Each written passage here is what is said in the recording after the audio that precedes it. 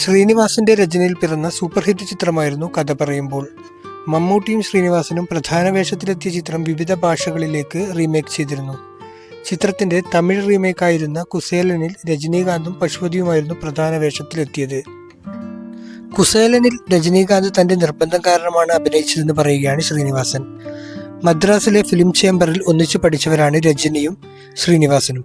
കഥ പറയുമ്പോൾ എന്ന സിനിമ കണ്ടപ്പോൾ രജനി വൈകാരികമായി തന്നോട് ചോദിച്ചത് ഇത്ര നന്നായി എഴുതുമെന്ന് ആദ്യം അറിഞ്ഞില്ലല്ലോ എന്നാണെന്നും, എന്നാൽ പഠിച്ചിരുന്ന കാലത്ത് തനിക്ക് എഴുതാൻ കഴിയുമെന്ന് അറിയില്ലായിരുന്നു എന്ന് മറുപടി നൽകിയെന്നും ശ്രീനിവാസൻ പറഞ്ഞു. പിന്നീട് സിനിമയുടെ റീമേക്കിനെ കുറിച്ച് ചിന്തിച്ചപ്പോൾ രജനി അതിൽ നിന്നും പിന്മാറാൻ ശ്രമിച്ചുവെന്നും, എന്നാൽ തന്റെ നിർബന്ധം കാരണം അദ്ദേഹം അഭിനയിച്ചു എന്നും ശ്രീനിവാസൻ കൂട്ടിച്ചേർത്തു.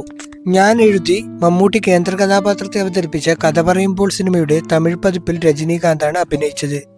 അതിനായുള്ള ചർച്ചകൾക്കായി പിന്നീട് ഞങ്ങൾ കണ്ട് സംസാരിച്ചു. അദ്ദേഹത്തിന്റെ ചെന്നൈയിലെ വീട്ടിലും ഓഫീസിലുമെല്ലാം പോയിട്ടുണ്ട്. ഞാനും വിനീതും ധ്യാനും കൂടിയാണ് അദ്ദേഹത്തിന്റെ ലിബർട്ടി തിയേറ്ററിനടുത്തുള്ള ഓഫീസിൽ പോയത്. പ്രിയദർശന്റെ മദിരാശിയിലെ സ്റ്റുഡിയോയിൽ വെച്ചാണ് രജനി കഥ പറയുമ്പോൾ സിനിമ കാണുന്നത്. 7 Arts വിജയകുമാർ രജനി സിനിമ കാണാൻ വന്ന വിവരം എന്നെ അറിയിച്ചു. സിനിമ കഴിയുമ്പോഴേക്കും എത്താൻ ആവശ്യപ്പെട്ടത് പ്രകാരം ഞാൻ അവർ സിനിമ കണ്ടിറങ്ങി വരുന്ന വഴിയിൽ നിന്നു. സിനിമ കണ്ടു കണ്ണു നിറഞ്ഞ് പുറത്തിറങ്ങിയ രജനി എന്നെ അടുത്ത മുറിയിലേക്ക് കൈപിടിച്ചു കൂട്ടിക്കൊണ്ടുപോയി വൈകാരികമായി സംസാരിച്ചു.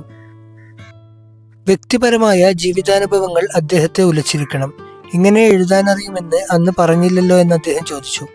പഠിക്കുന്ന കാലത്ത് എഴുതാൻ പറ്റുമെന്ന കാര്യം എനിക്ക് തന്നെ അറിയില്ലായിരുന്നു എന്ന് ഞാൻ മറുപടി പറഞ്ഞു. ഒരു സമയത്ത് ഒരു സിനിമ മാത്രമേ ചെയ്യുകയുള്ളൂ എന്ന് പറഞ്ഞ് കഥ പറയുമ്പോഴിൻ്റെ തമിഴ് പതിപ്പിൽ നിന്നും രജനി മാറാൻ ശ്രമിച്ചെങ്കിലും ഞാൻ നിർബന്ധിച്ച് അദ്ദേഹത്തെ ആ സിനിമയിൽ കൊണ്ടുവന്നു.